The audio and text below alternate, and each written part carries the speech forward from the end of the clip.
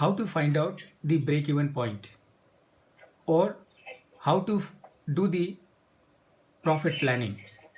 So let us understand this with the help of with the help of Excel computations. So I'm just going to take you once again. 7.5 million ton 7.5 million tons for profit. Okay, very good. And for the break even, 5 ton for the break. 5 million ton. Okay, very good, very good. So let me just quickly explain this to you with the help of an example, so that all of us are on the same page, and so that we are able to solve the next case study that I'm going to share with you without much difficulty. So here I'm going to put the Excel file. Are you able to see it on your screen, everyone? Yes, yes. Okay. And I think break-even point is good sign because it is available at 50% capacity of production. Absolutely, absolutely fantastic. Yeah, very true, very true. Okay, so friends, let us understand quickly together as to what is break-even point, and second is the uh, target profit quantity, and third is cash break-even point. Cash break-even point. So, how do we find out the break-even point? Firstly, so break-even point, of course, is fixed cost divided by the contribution, as you can see here on the screen. Fixed cost divided by the contribution. How do I find out my contribution per unit? Please remember, contribution per unit. Minus variable Yeah, cost. correct, absolutely. So, how do I find out the contribution per unit? Contribution per unit is selling price per unit. Selling price minus variable cost. Perfect, perfect, perfect. So this is my contribution per unit, which is $300. And how do I find out the break-even point? So what do? I take the, as you can see on the screen, I take the fixed cost, which is $15 million, and divided it by the contribution per unit. Contribution per unit is $300, and therefore here I get my break-even quantity, and the break-even quantity is 5 million ton. And you are right, because 5 million ton, that means your break-even point is 50%. So if your break-even point is 50%, which is fairly good, so at 5 million ton, I would be able to I would be able to uh, I will be Cover up by cost. yeah, I will be able to cover up my cost, right? So let's understand, does it really happen? So if I'm producing 5 million ton, as you can see on the screen, and my selling price is $800, so my sales is going to be 4,000, and my variable cost is going to be so it is 500. So 5 into 500, and my variable cost is 2,500. 300 into 8. 300? No, not 300, 500. Your variable cost is per unit is 500. Yes, 500. 500, correct. So your contribution is 1500, 4000 minus 2500. This is your contribution, 1500. From the contribution, you minus the fixed cost, and what you get is your profit or loss. And you can see on the screen it is coming 0. And that means if this company produces and sells 5 million ton of steel, this company will neither make profit or nor make a loss. Now, how do we find out, how do we do the profit planning? So, as it is given in the case study, this company is setting up a target to earn a profit of $750 million. So, if the company has to earn a profit of $750 million, how much the company should produce? So, how do we do it? As you can see on your screen, take the fixed cost and to the figure of fixed cost add the target profit, and divide the total by the contribution per unit, and that will give you your quantity for achieving the target profit. And this is what we have done here.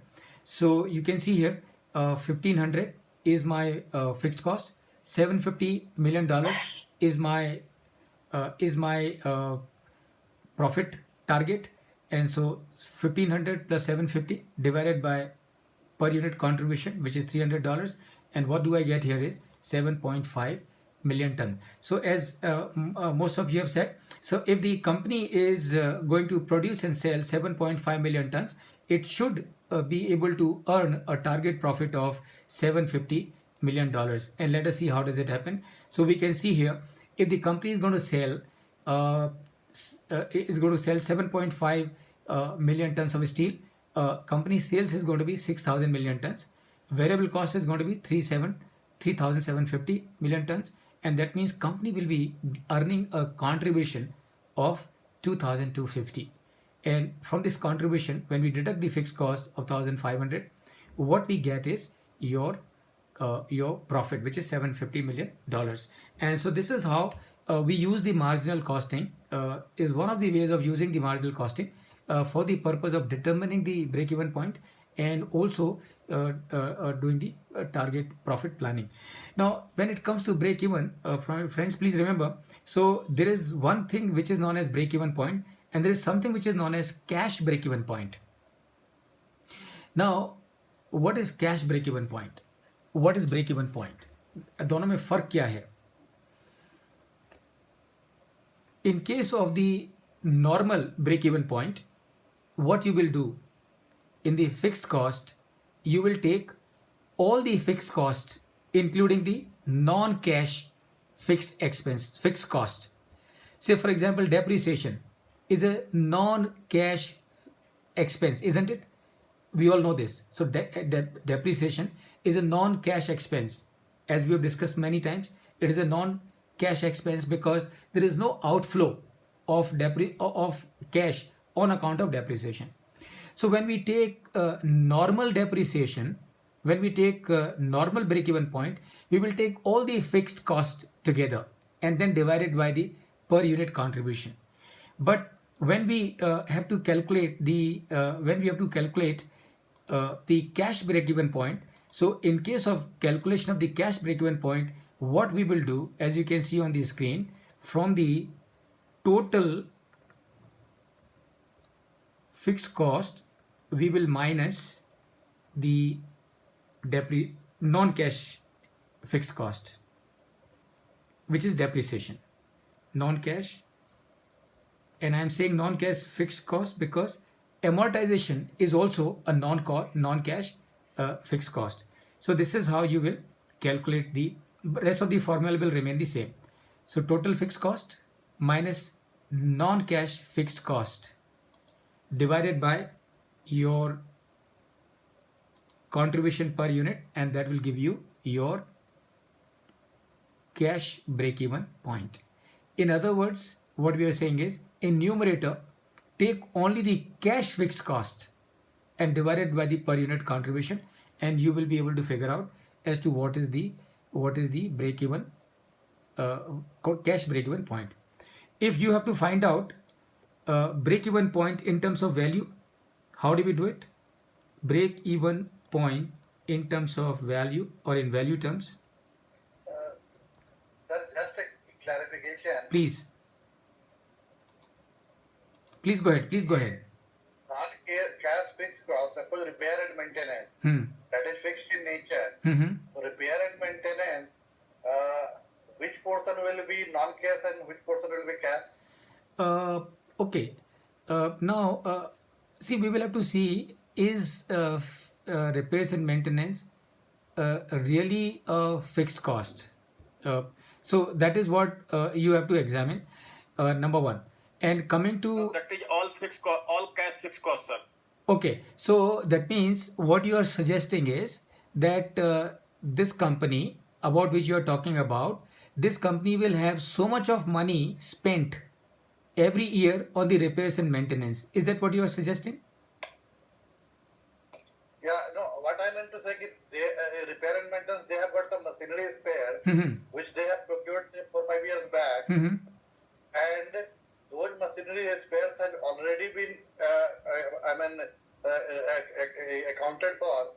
So now suppose in this financial year, they are maintaining the machine and they are using that spare, but since that spare has not been purchased and that is not in the books of account for the current year, so that we need to minus it. That is what you are saying, sir? No. What I'm talking about, I understand your point. What you are saying is that there are certain spares which you got together with the equipment when you bought it, and the cost of these spares has already been accounted for as the part of the plant and machinery when it was bought 4-5 years back. And now your question is whether the cost of these spare parts should be taken as non-cash expense. Is that your query? Please tell me if I understand you. Okay. Now remember, in this that what we are discussing is not this situation, because in this situation, please remember these spare parts that you got with the plant and machinery. Now, cost of these spare parts has only been recorded in the books of the company as part of the plant and equipment cost. So that is what we are not talking about. What we are talking about is, I hope I answer your question. Are you with me? Because that spare part, it may appear to be free, but remember it has already been accounted for as part of the total plant and equipment when you had purchased 4-5 years back. So I'm not talking about this as a non-cash expense.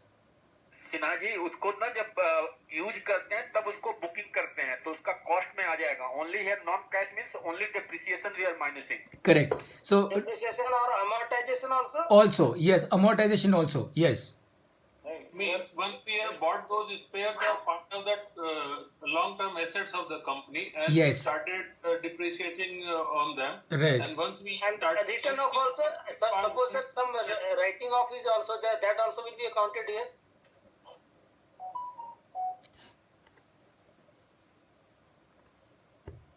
Murari ji, आप कुछ बोल रहे थे, बोलिए. Yeah, something is written off for that year. Will that be also accounted as non-cash? No. वो cash Okay, account okay. होगा मुरारी जी. That will count as a cash. No. Okay. What? Okay. Wait a minute. See the write-off that you are talking about. Okay, is it fixed in nature or it is not fixed in nature? So when we are talking about the fixed cost, please remember we are talking about the cost which is fixed, like interest on the term loan is fixed, depreciation on the plant and machinery is fixed, depreciation on land and building is fixed. That is what we are talking about. So write-off that you are talking about, is it going to happen every year? Fixed amount? If it is fixed amount write-off, then you can take it as part of your fixed cost. If it is ad hoc, it changes from year to year, Okay. then you cannot take it as a fixed cost.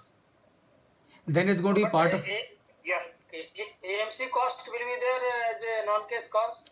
That's okay. AMC, can AMC be non-cash cost? Tell me. No, it No. cannot. This is a cash cost. Cash cost. That is a cash cost. AMC is cash cost because you're paying money. ये हो सकता है कि sir जैसा जैसा production बढ़ेगा, utilisation बढ़ेगा, वो आ सकता है. It may happen that repair and maintenance cost can go up, and that will be partly fixed in nature because of AMC and partly variable in nature because of a non-AMC and other expenses. Right. That is okay. Yeah. Okay. What we wanted to understand is non-cash is only depreciation, amortization, something which is intangible and more permanent in nature, right? Yes, correct.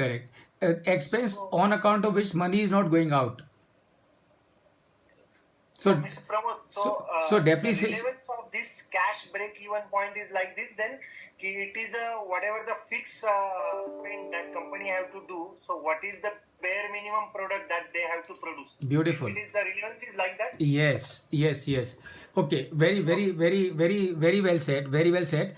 And before we move forward, let me just tell you. Cash break-even will be always less than your actual break-even.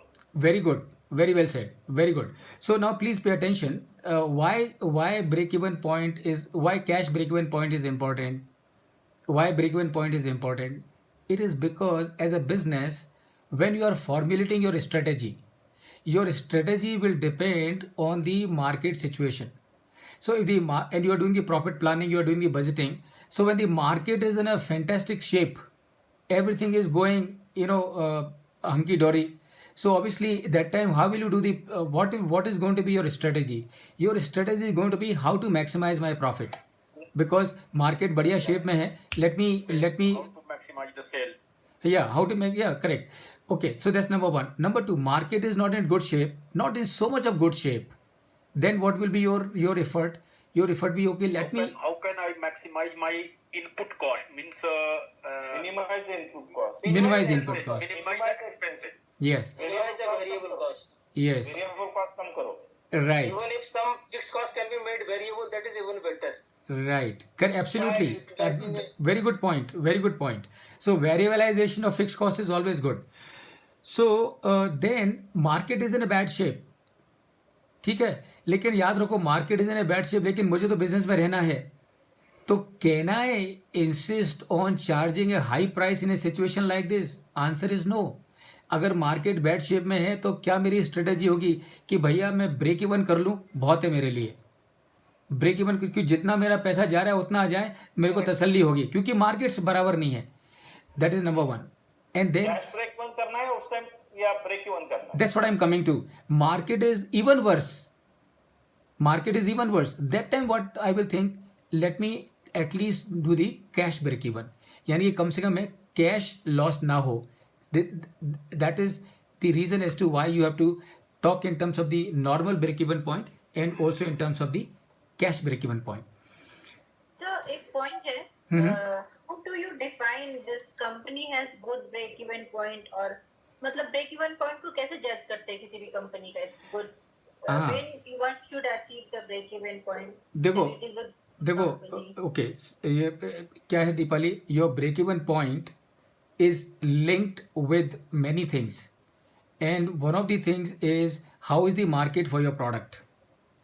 If the market for your product is phenomenal and you are able to sell whatever you are able to produce, then even if you have a high break even point, you have no worry, because market is there. So it will be profitable for you. The problem is, if the market is difficult for you at that time, if you have a high break even point, then you are in trouble, because market is not there, your break even point is high. That means you will have to start producing at a very high capacity level before you start making profit. So this is how you will look at it. Now, in principle, lower the better. So break even point, lower the better. And in general, if you ask me, so long as your break even point is less than 50%, I think it's fine. The reasonable norm of the break even point is, though it can vary from industry to industry, company to company, and situation to situation, but if your break even point is 50%, at 50%, that means you are safe. That means if you are able to use your operations, your plant at 50% capacity, you would be recovering your all expenses, including depreciation, because we are talking about the normal break even point. So let us now, friends, using this understanding, do a small case study together, and I'm going to show this case study to you on the screen. And with the help of this case study, what we will do, we will try and find out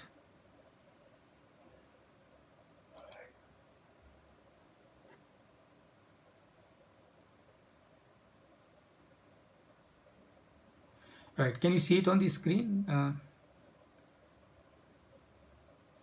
Is my screen visible to all of you? Yes. Okay, very good. So here I am giving you a small case study, and this case study you have to solve individually. It's a very simple case. It's given, in your workbook also, as to how marginal costing is used for the purpose of decision making and profit planning and also pricing. As you can see on the screen, it's a very case study which is given on your screen, and I'm giving you a time of I think 6 minutes should be okay. You should be ready with your responses in 6 minutes. This is individually, there's no need to do any breakout. You can do it directly by yourself. 6 सवाल हैं जिनका कि आपको answer करना है. And number one, please remember, don't worry about the break-even point in terms of value terms. Value terms में आप value break-even calculate करने की जरूरत नहीं है, because it is very simple. Break-even quantity into the price, selling price, that will give you the value of the break-even point. So you do not have to spend time in making those calculations. Just look at the quantitative break-even point. So you have a time of 6 minutes to respond to this.